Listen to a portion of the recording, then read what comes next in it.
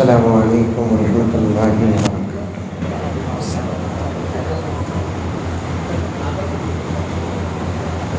نحمدہ ونصلی علی رسولہ الکریم،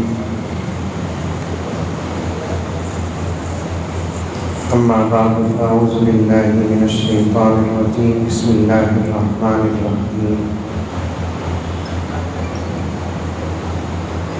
یا ایہا الذین آمنوا ادخلوا فی السلم کافۃ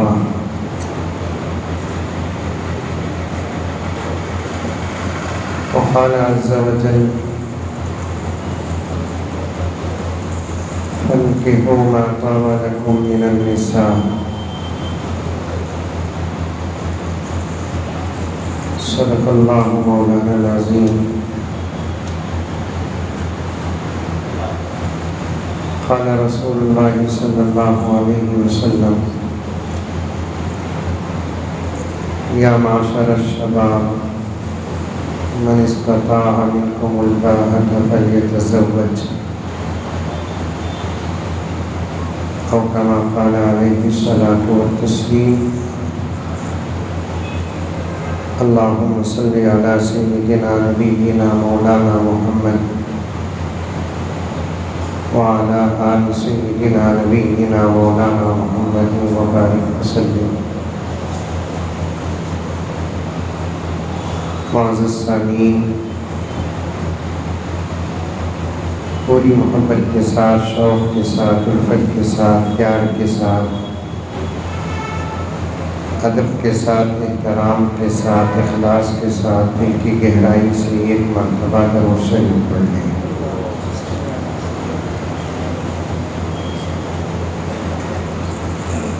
مختصر سے وقت میں حضرت قبلہ دامت برکاتہ نکاح سے متعلق بہت ہی قیمتی باتیں بتائی، خاص طور پر مسجد میں نکاح کرنے سے کیا فائدے ہیں، بڑی سادگی کے ساتھ حضرت نے اس کو ہمارے سامنے رکھا۔ خدا کرے کہ پوری امت اس پر عمل کر لے۔ اس پر عمل کی سخت ضرورت ہے۔ سننے کو تو سب سنتے ہیں،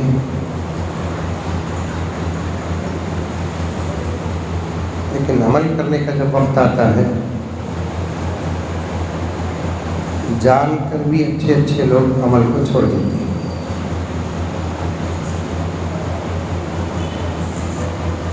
ایک ہے سنے بغیر عمل کو چھوڑنا، ایک ہے سننے کے بعد عمل کو چھوڑنا۔ اللہ کو سب سے زیادہ غصہ اس آدمی پر، اس بندے پر آتا ہے جو بندہ دین کی بات سنتا ہے اور عمل نہیں کرتا۔ اس لیے میرے دوستوں، مقدمے کے طور پر آپ کی خدمت میں عرض کروں، دین کی باتوں کو سنو، ضرور عمل کرو، اس لیے کہ اس وقت مسلمان عجیب دور سے گزر رہا ہے۔ کوئی مسلمان کو بچا نہیں سکتا سوائے اللہ تبارک و تعالیٰ کے، اور اللہ کی مدد اس وقت بندوں پر نازل ہوتی جب بندے عمل کریں گے۔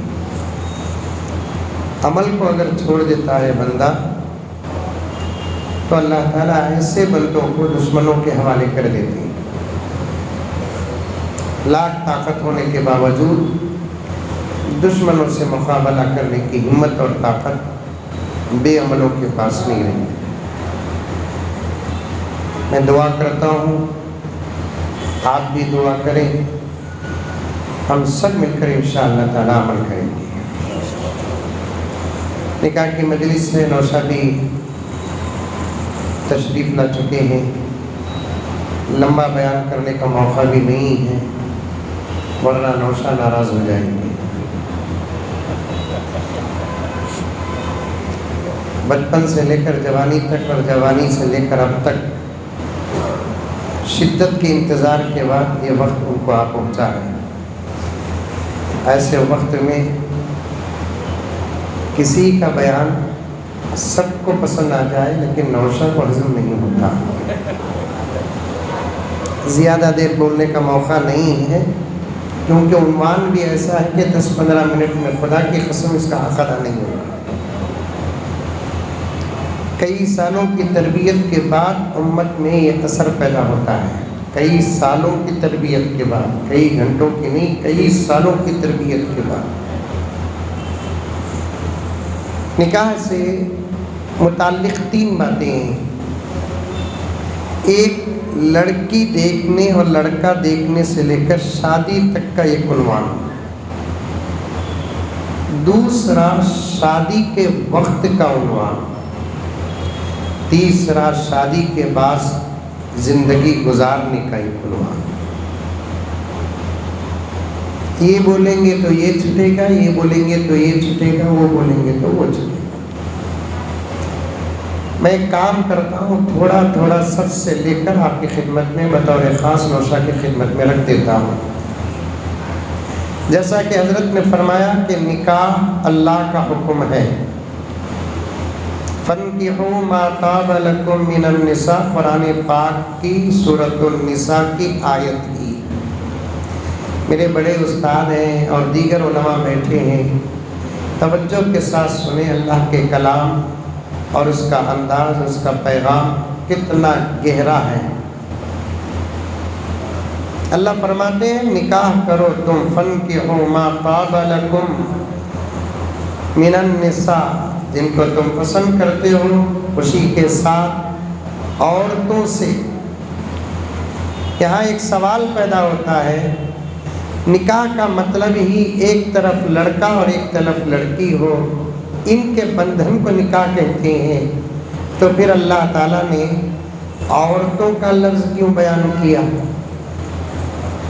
کیونکہ قرآن بیکار الفاظ بیان کرنے سے پاک ہے،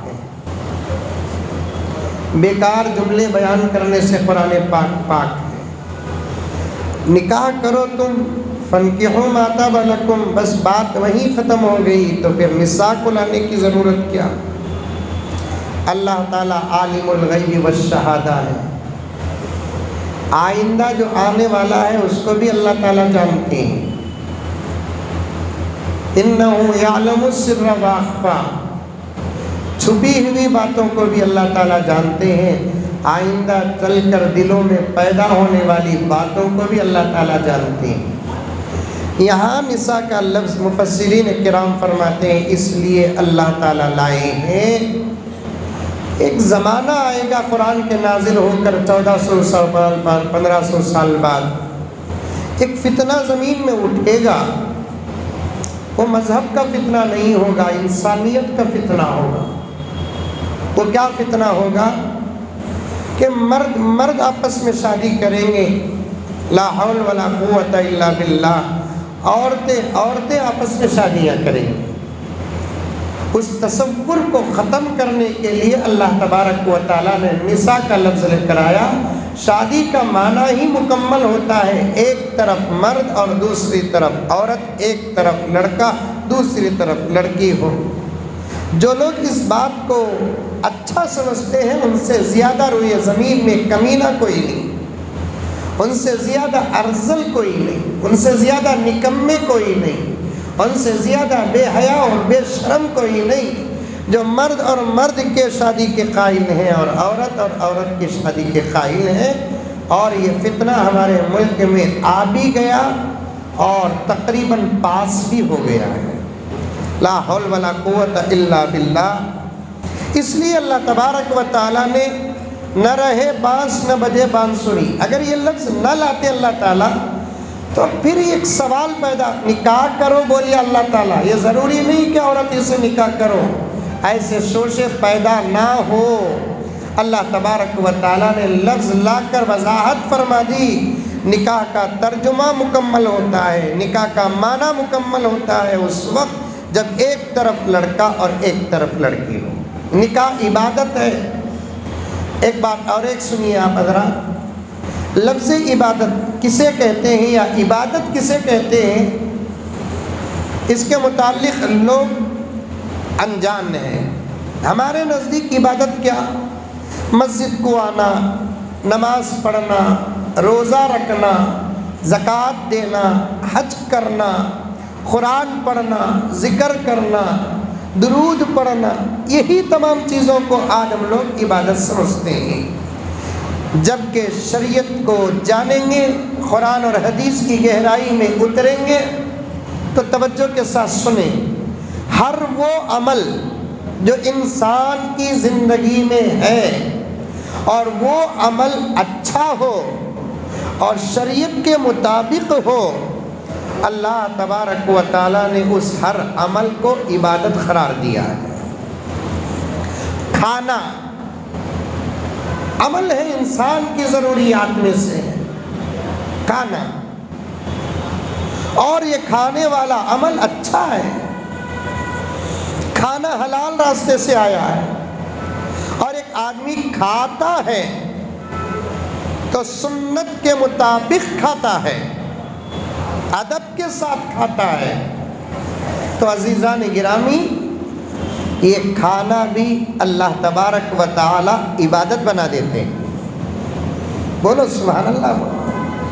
سونا، سوئے بغیر تو کوئی انسان رہ نہیں سکتا، ہو سکتا کہ گلبرگہ والے نہیں سوتے ہوں گے، بنگلور والے تو سوتے ہیں، اور مسلمان کو سونے بولنا، سویا تو ایسا سوتا ہے اٹھاتے وقت اٹھانے والے کو ڈاؤٹ کرنا پڑتا ہے کہ چلے گا بول کر، سوتے نہیں سوتے، سونا چاہیے، سوئے بغیر انسان رہ نہیں سکتا۔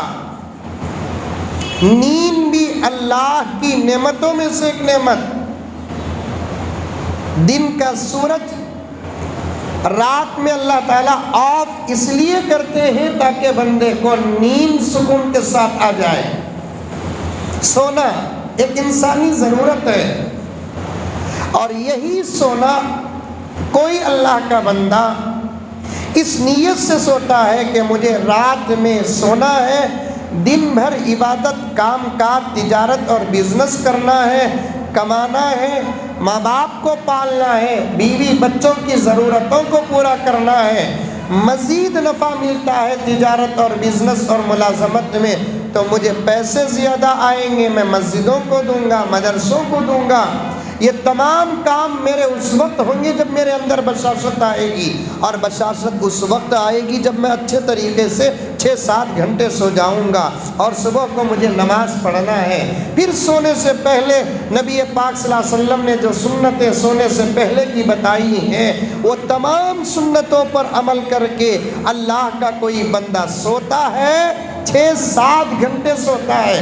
علماء مؤخر بیٹھے ہوئے ہیں، پوچھ کر دیکھیے کہ 6-7 گھنٹے اگر کوئی اللہ کا بندہ سوتا ہے، میرے رب کی قسم وہ 6-7 گھنٹے کا سونا بھی اللہ تعالیٰ عبادت میں شامل کر دیتے ہیں۔ اب میں گنتے جاؤں تو مثالوں ہی میں پورا بیان ختم ہو جائے گا۔ نماز، روزہ، زکوٰۃ اور حج ہی عبادت نہیں، انسانی تقاضے جو جائز ہوں اور اس کو ادا کرتے وقت بندہ اللہ اور اللہ کے رسول کے احکامات اور فرمان کا خیال کرتا ہے، اللہ تبارک و تعالیٰ ان تقاضوں کو، ان ضرورتوں کو بھی عبادت بنا دیتے ہیں۔ کھانا عبادت، پینا عبادت، کپڑے پہننا عبادت، سونا عبادت، تجارت کرنا عبادت، سفر کرنا عبادت، جو بھی اچھا کام ہے اور وہ اچھا کام شریعت کے مطابق ہو تو عبادت ہے۔ اسی طریقے سے نکاح بھی، نوشا آپ بھی سنیں، جن کے نکاح ہو گئے وہ بھی سنیں، جن کے ہونے والے ہیں وہ بھی سنیں، نکاح 2 in 1 ہے۔ ایک تو عین عبادت ہے، عین عبادت، نماز کی طرح عین عبادت ہے یہ، کیونکہ حکم آیا اللہ تبارک و تعالیٰ کے نکاح کرو۔ دوسرا انسانی ضرورت بھی ہے، تقاضا بھی ہے، شادی کرے بغیر کوئی نہیں رہ سکتا انسان دنیا کے اندر، کیونکہ شادی کے تقاضے، نکاح کے تقاضے اللہ تبارک و تعالیٰ نے مرد اور عورت کی فطرت میں رکھ دیے ہیں۔ اشارہ سمجھے میرے؟ ارے منڈی تھی بھی ہلاو رے بابا، یہ اشارہ نہیں سمجھے تو اور کیا سمجھے؟ شادی کے تقاضے، شادی کے تقاضے، شادی کی ضرورت، نکاح کا تقاضا، یہ اللہ تعالیٰ فطرت میں رکھے ہیں۔ ایک ہی عمل ایسا ہے جو تجربے کے بغیر بھی آدمی اسے پورا کرتا ہے، کیونکہ اللہ تعالیٰ فطرت میں رکھا ہے۔ تھانوی رحمۃ اللہ علیہ نے بڑی تفصیل کے ساتھ لکھا شادی کے مقاصد اور شادی کی فضیلت اور اہمیت کو۔ جیسے آدمی کو دیکھنا سکھایا نہیں جاتا، جیسے آدمی کو سننا دکھایا نہیں جاتا، جیسے آدمی کو سونگھنا سکھایا نہیں جاتا، جیسے آدمی کا احساس سکھایا نہیں جاتا، ویسے ہی آدمی کی شادی کا تقاضا بھی سکھایا نہیں جاتا۔ کیا بات ہے، بڑے لوگوں کی بڑی بات ہے۔ کوئی بچہ پیدا ہوا، جب وہ شعور پر پہنچتا ہے اسے بولتے نہیں بیٹے ایسا دیکھنا، تو پہلے ہنکی کھولنا، ایسا دیکھنا، اسے نہیں سکھایا جاتا ایسے سننا، اسے ایسے نہیں سکھایا جاتا ایسے پکڑنا، ایسے نہیں سکھایا جاتا ایسے چلنا، کیونکہ جو چیز فطرت میں داخل ہوتی ہے اسے سکھایا نہیں جاتا، وہ آپ خود جب ضرورت پیش آتی ہے اس کا استعمال کر لیتا ہے۔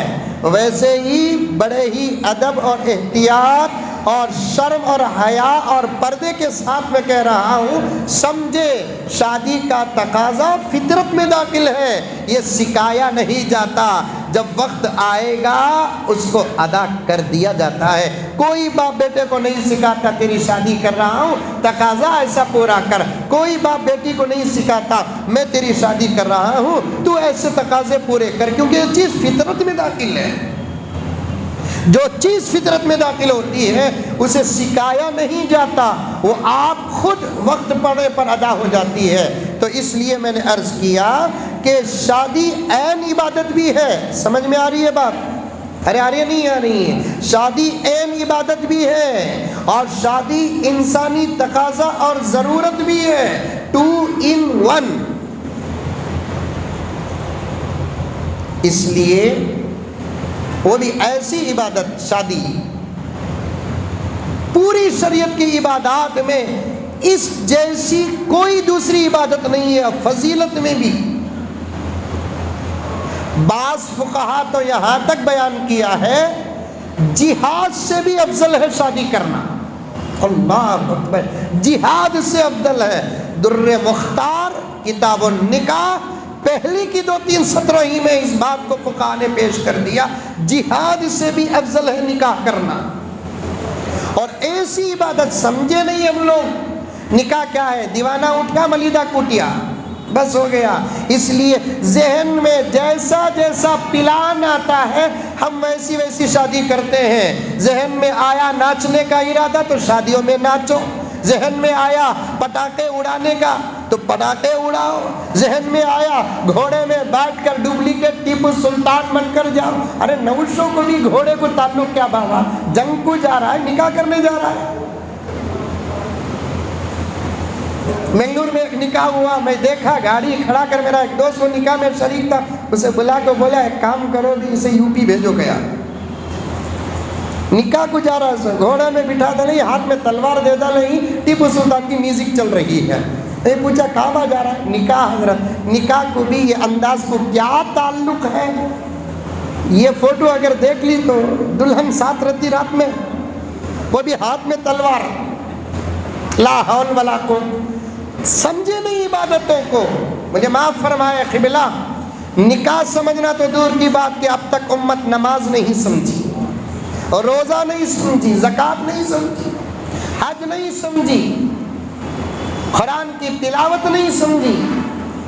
جو چیز عبادت ہے اس چیز کو ہم اپنی مرضی سے نہیں کر سکتے، عبادت کو عبادت بنانے والے کی مرضی سے کرنا، عبادت کو عبادت پہنچانے والی ذات اقدس کے فرمان کے مطابق کرنا، تب جا کر عبادت ادا ہوگی، اجر ملے گا، پھل ملے گا۔ گا، نتیجہ ملے گا انشاءاللہ تعالی، دنیا میں بھی کامیاب اور آخرت میں بھی کامیاب۔ ہم نے عبادت کو اپنی مرضی کے تابع بنا لیا، جبکہ ہم عبادت کے تابع ہونا، نکاح کو نہیں سمجھے، باپ بن گئے نکاح نہیں سمجھے، دادا بن گئے نکاح نہیں سمجھے، نانا بن گئے نکاح نہیں سمجھے۔ کتنی بڑی عبادت ہے نکاح۔ کبھی علماء کی باتوں کو سنو، بیٹھو، جو بولتے ہیں علماء کرام غور سے سنو، عمل کرو، کتنی بڑی عبادت ہے، دل باغ باغ ہو جائے گا اگر آپ ان باتوں کو سنیں گے جو حضرات علماء کرام کی توجہات سے میں آپ کے سامنے رکھ رہا ہوں۔ شاید آپ سنے ہوں گے ان باتوں کو، اگر سنے ہیں تو دور ہو جائے گا، نہیں سنے ہیں تو غور سے سنو۔ کتنی بڑی عبادت ہے، اس جیسی عبادت ایمان کے بعد پوری شریعت میں دوسری کوئی عبادت نہیں ہے۔ عبادت کی دو قسمیں، نوجوانوں سنو، مالداروں سنو۔ مالداروں کو میں نے خاص اس لیے کیا، دین کو جتنا نقصان مالداروں سے ہوا اتنا غریبوں سے نہیں ہوا۔ دولت کمانے کا مقصد مالدار یہ سمجھتے ہیں کہ ہم شریعت کا جنازہ اٹھائیں، اس لیے میں نے مالداروں کو خاص کیا۔ اللہ دولت دیا ہے تو آپ کو نئی دولت نہیں دیا ہے۔ تمہارے سے مہان کروڑپتی تھے حضرت عثمان غنی، تمہارے سے مہان کروڑپتی تھے حضرت عبد الرحمن بن عوف، کتنے بڑے کروڑپتی۔ یہ دو ایسے صحابہ کی جماعت میں ہیں جن کی دولت آج بھی زندہ ہے، آج بھی ان کے باغات ہیں، آج بھی ان کے باغات سے کھجور نکلتے ہیں۔ پورے مسجد نبوی کا مینٹننس خود حکومت کے پیسوں سے نہیں ہوتا، بلکہ حضرت عثمان غنی کے باغ کی آمدنی اور اس کے نفع سے پورے مسجد نبی کا مینٹننس چل رہا ہے۔ جائیے، اگر بات یقین نہیں آتی میری بات پر تو پھر گوگل میں اٹھا کر دیکھیے، آج بھی مسجد نبوی کا پورا بجلی کا قرض اور پورا مینٹننس حضرت عثمان غنی کی دولت کے نفع سے ہو رہا ہے۔ باغات آج بھی تر و تازہ ہیں، 1450 سال کا عرصہ گزر گیا، 100 سال کا درخت آج باقی نہیں ہے، 150 سال کا درخت آج باقی نہیں ہے۔ یہ سب اللہ کے نیک بندے تھے، نبی کے سچے عاشق اور غلام تھے، دین سے سچا پیار کرنے والے تھے، اور ان کی دولت کا ایک ایک پیسہ حلال کا تھا، اور یہ اپنی دولت اپنے لیے نہیں پوری امت کے لیے کماتے تھے۔ اللہ نے ان کی دولتوں کو آج تک زندہ رکھا ہے۔ ایسے ایسے دولت مند جو اب کسی کے پاس اتنی دولت نہیں جتنی دولت حضرت عثمان غنی اور حضرت عبد الرحمن بن عوف کے پاس ہے۔ میں کان پکڑتا ہوں، بات آ گئی تو عرض کر رہا ہوں، ہماری دولت، میں کسی پر نکتہ چینی نہیں کر رہا ہوں، بات آ رہی تو عرض کر رہا ہوں، ہماری دولت تو ہمارے پاس ایسی ہے جس دولت پر دوسروں کو کیا بھروسہ، خود ہم کو بھروسہ نہیں ہے۔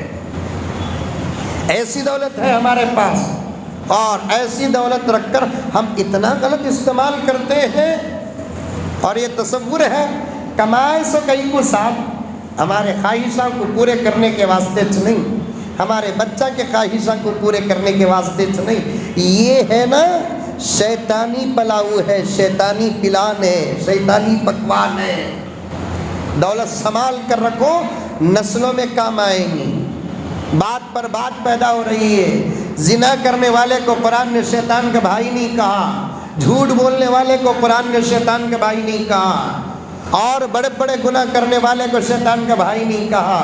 لیکن جب اللہ کا کوئی بندہ جسے اللہ دولت دیتے ہیں وہ دولت کو ضرورت پر نہیں اسراف راستے پر خرچ کرتا ہے تو اللہ کو اتنا غصہ آتا ہے، اللہ فرماتے ہیں یہ میرا بندہ نہیں بلکہ شیطان کا بھائی ہے۔ ان المبذرین کانوا اخوان الشیاطین، یہ میرا بھائی، میرا بندہ نہیں، شیطان کا بھائی ہے۔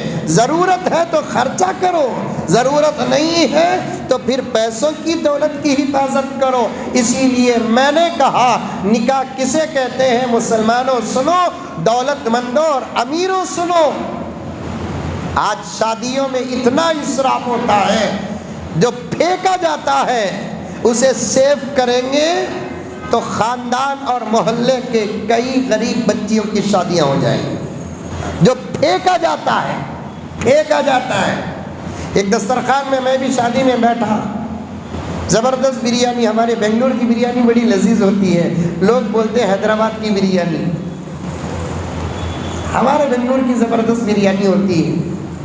سامنے ایک صاحب بیٹھے تھے, 2 صحابہ بازو بیٹھے تھے, اور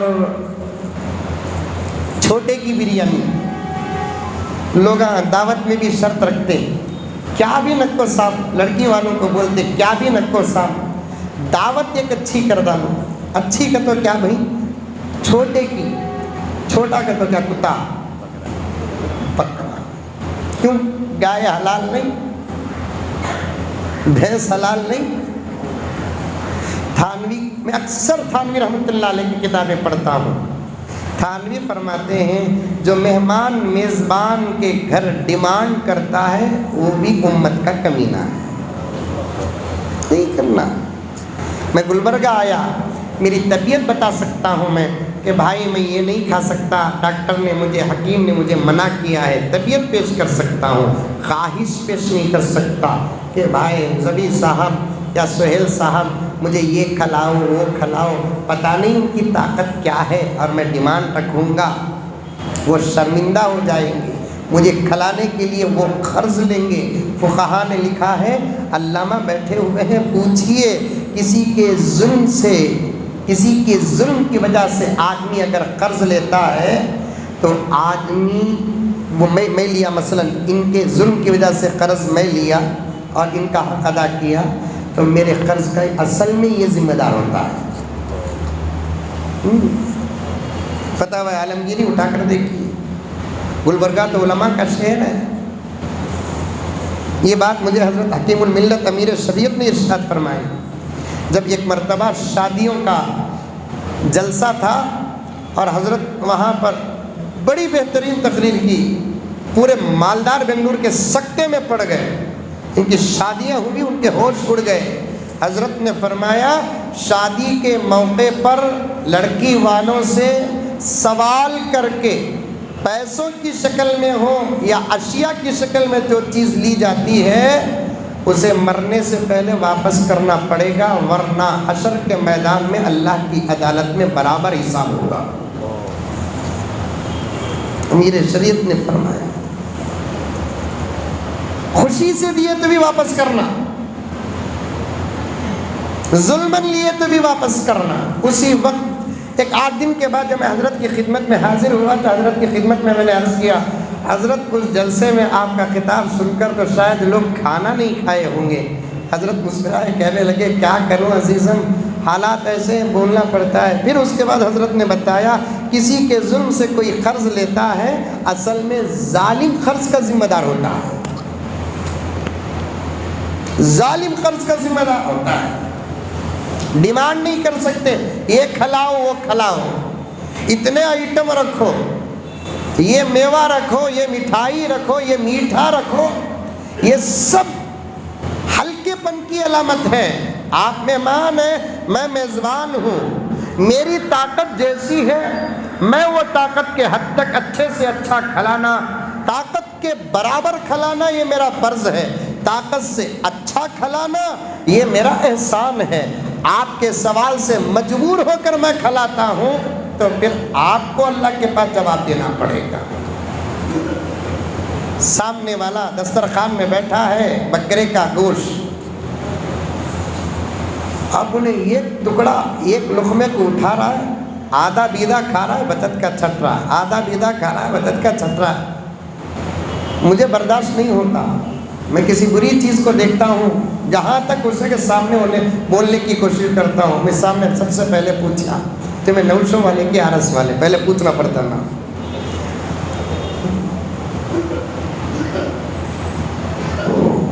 کی مولوی صاحب پوچھا تو میں بولے تو بول دوں. میں نوشوں والا, میں بولا تمہارا کھانے کا انداز بتا رہا ہے کیا. بولا تمہیں 1 ڈلی نہیں 100 ڈلی کھاؤ لیکن پورا پورا تو کھاؤ. آدھا کھائے اور آدھا پھینکے, کمانے والا آدمی اگر دیکھے گا تو اس کے پیٹ میں کتنا درد ہوگا. اتنے آئٹم رکھے ہوئے ہیں, شادی مکمل ہو گئی, بعد میں اسی دعوت سے مجھے فون آ رہا ہے، حضرت ایک 2-3 مدرسوں کا نام بتاؤ۔ میں نے پوچھا کیوں؟ رات کے 12-1 بجے 2-3 مدرسوں کا نام بتاؤ۔ میں نے پوچھا کیوں؟ بہت بچا ہوا ہے حضرت، مدرسوں کو بھیجنے کا ارادہ ہوا۔ میں بولا تمہارے خاندان میں جتنے سمدینہ کا گھر ہے ان کے گھروں کو بھیجو، تمہارے سمدن کے، تمہارے بہانہ کے سمدن کے، تمہارے بھایا کے سمدن کے، اور یہ بول کر بھیجو شادی میں بچ گیا، پھینکنے دل نہیں ہوا آپ کے گھر کو بھیجے۔ جب جواب کیا نکلتا دیکھو، اور ایک مدرسے جہاں پڑھنے والوں کی نسبت محمد رسول اللہ صلی اللہ علیہ وسلم سے ہے، اور ان کو آج بھی زمانہ مہمان رسول کہتا ہے، پکائے نہ پکائے، کھائے نہ کھائے، جو بچتا ہے بچنے کے بعد مدرسے یاد آتے ہیں۔ لا حول ولا قوت الا باللہ۔ بات لمبی ہو جائے گی۔ اللہ اکبر۔ سمجھو میرے دوستو، سمجھو، اسراف سے بچو۔ اسی لیے میں نے مالداروں سے کہا، 1 پیسہ بھی اگر شادی میں اسراف ہوا تو پھر ادھر والے اور ادھر والے دونوں شیطان کے خاندان والے بن جاتے ہیں۔ شادی معمولی عبادت نہیں ہے۔ پوری شریعت میں 2 ہی عبادتیں ایسی ہیں جن کو دائمی عبادت کہا جاتا ہے، وقتیہ نہیں، دائمہ۔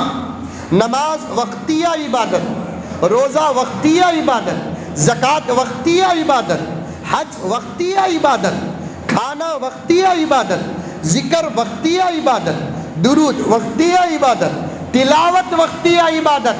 جتنی عبادتیں ہیں وہ تمام عبادتیں وقتیہ، لیکن 2 عبادتیں ہیں جو وقتیہ نہیں، دائمہ۔ کیسے سمجھاؤں میں آپ کو؟ سنیے۔ نماز شروع ہوتی ہے تکبیر سے، سلام پر مکمل۔ روزہ صبح صادق سے شروع ہوتا ہے، افطار پر مکمل۔ زکوٰۃ دینے سے شروع ہوتی ہے، لینے پر مکمل۔ حج 5 دن کی عبادت، تلاوت 1 پارہ پڑھیں گے، 1 پارہ پڑھنے تک تلاوت کی عبادت میں۔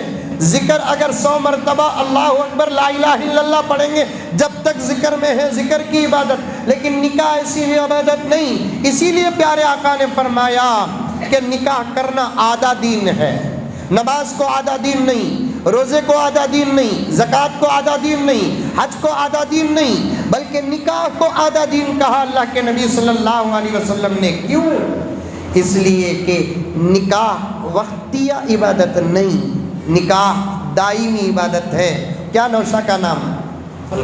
سلمان صاحب، ماشاءاللہ بہت اچھا نام ہے۔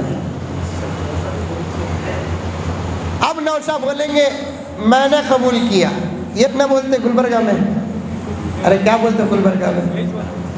یہ بولنا سو، اس میں بھی اٹک جاتے لوگ۔ نوشو دیکھیں تو آسمان سے اتریا سو ٹکڑا، وہ میں نے قبول کیا بولنے کے واسطے بھی اٹک جاتا۔ کتنے نکاح میں بھی پڑھایا ہوں، حضرت بھی پڑھائے، حضرت بھی پڑھائے۔ میں تو نکاح پڑھا کو پہلے سکھا کو دے رہا ہوں، تو میں یہ پوچھ دوں تو یہ بولنا، پھر بھی اٹکتا۔ ایک جگہ زبردست نکاح، حاجی صاحب ایجاب و قبول کرتے کرتے کیا آپ نے قبول کیا کہ تو ہاؤ کرا۔ اور ایک مرتبہ مسجد قادریہ بنگلور میں نکاح پڑھایا مولانا، کیا آپ نے قبول کیا کہ تو پوری تجویز سے بولا انشاءاللہ میں نے قبول کیا۔ میں نے بولے انا للہ، تیرا نکاح نہیں ہوا۔ جیسے نوشا بولیں گے اب انشاءاللہ میں نے قبول کیا الحمدللہ بول کر نکاح میں داخل ہو جائیں گے، پھر کبھی نکاح سے باہر نہیں نکلیں گے۔ پوری زندگی رات دن، سفر حضر، خوشی غم، غربت دولت، قریب بعید، جس حال میں ہے نکاح کے اندر ہے، جس حال میں ہے نکاح کے اندر۔ کمانے کے لیے شوہر امریکہ کو جائے، 10 سال وہاں رہے، یہاں بیوی گلبرگہ میں رہے۔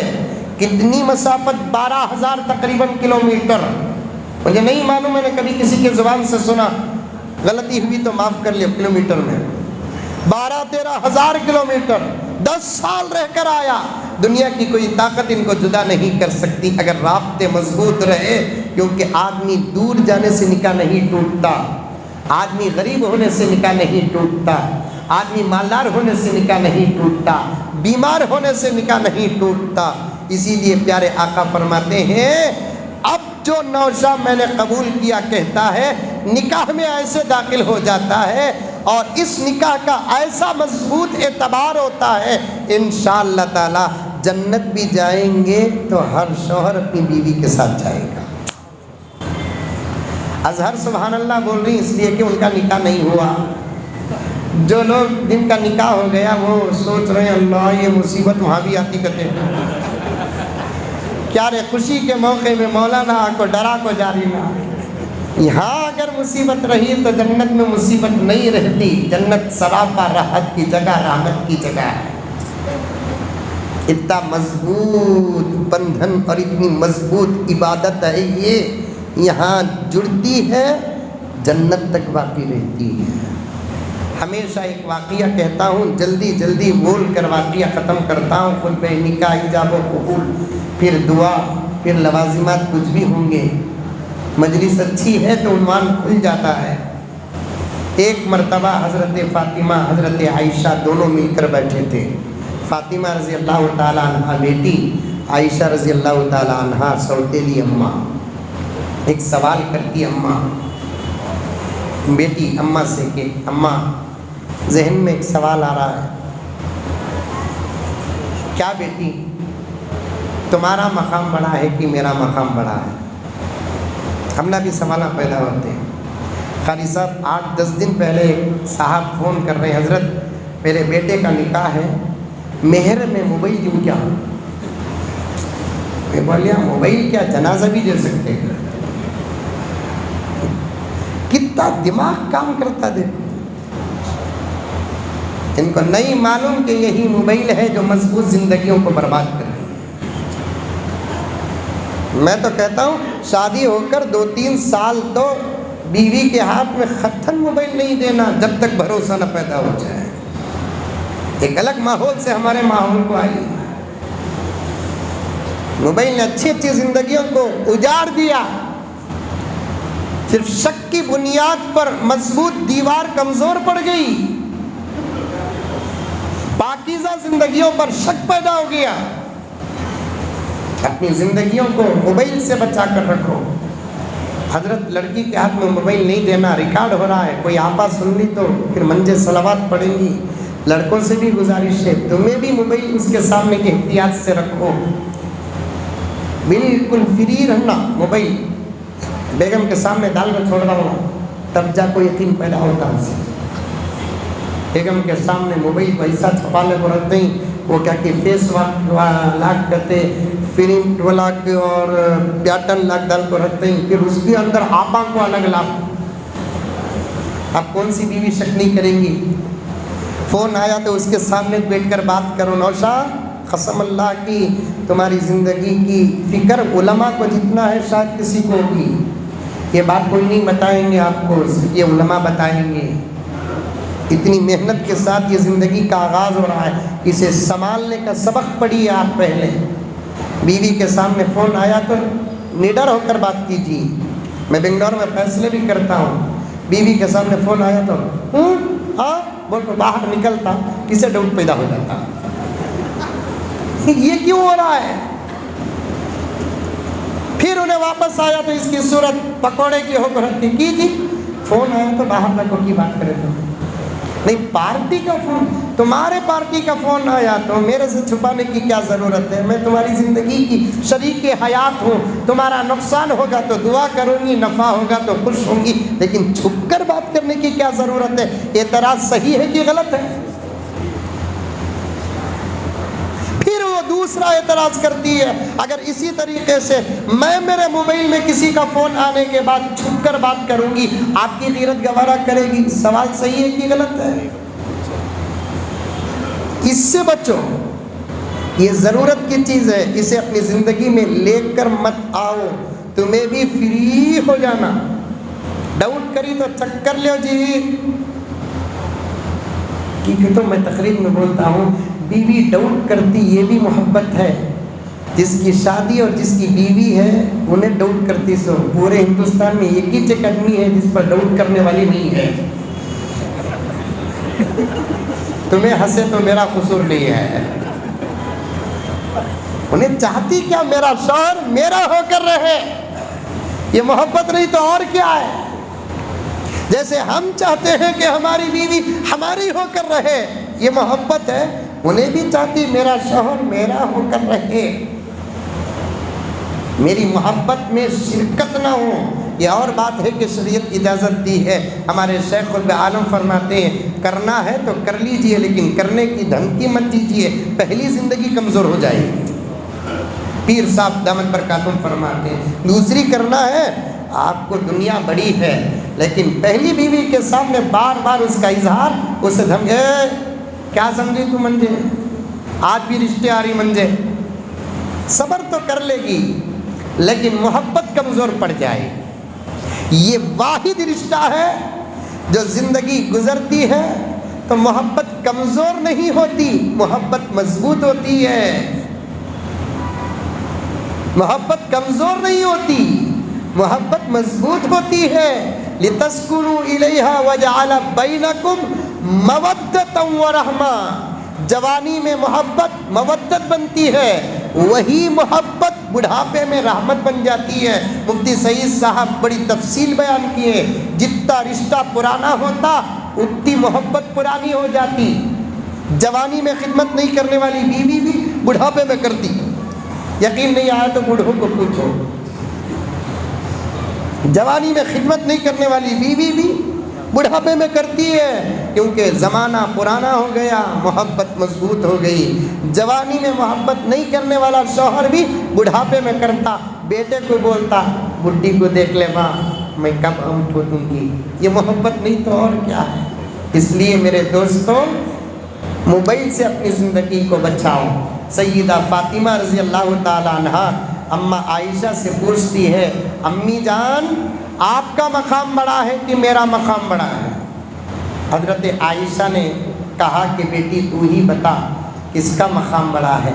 سیدہ فاطمہ نے عرض کیا, امی جان غور کرتی ہوں تو یوں معلوم ہوتا ہے میرا مقام بڑا ہے, اس لیے کہ میں نبی کی بیٹی ہوں, آپ صدیق اکبر کی بیٹی.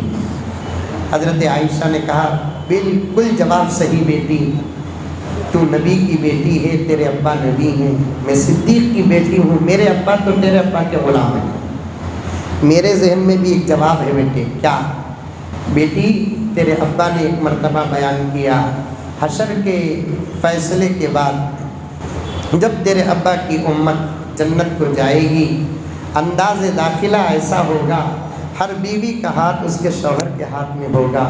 تجھے جانے کا جب وقت آئے گا تیرا ہاتھ علی کے ہاتھ میں ہوگا, میرا ہاتھ محمد رسول اللہ کے ہاتھ میں ہوگا. وہاں تک رشتہ جاتا ہے. زبردست عبادت, آدھا دین اللہ نے کہا ہے, اللہ کے نبی نے کہا ہے اسے عبادت سمجھ کر شادیاں کرو, انشاءاللہ تعالی شادی کرنے کا صحیح طریقہ آئے گا. اسے ہم ضرورت سمجھیں گے اور یوں سمجھیں گے کہ شریعت کے باہر کا کام ہے, یہ صرف جوڑنے کے لیے قرآن کی آیتیں پڑھی جا رہی ہیں, تو پھر میرے دوستوں اللہ اتنا ناراض ہوتے ہیں.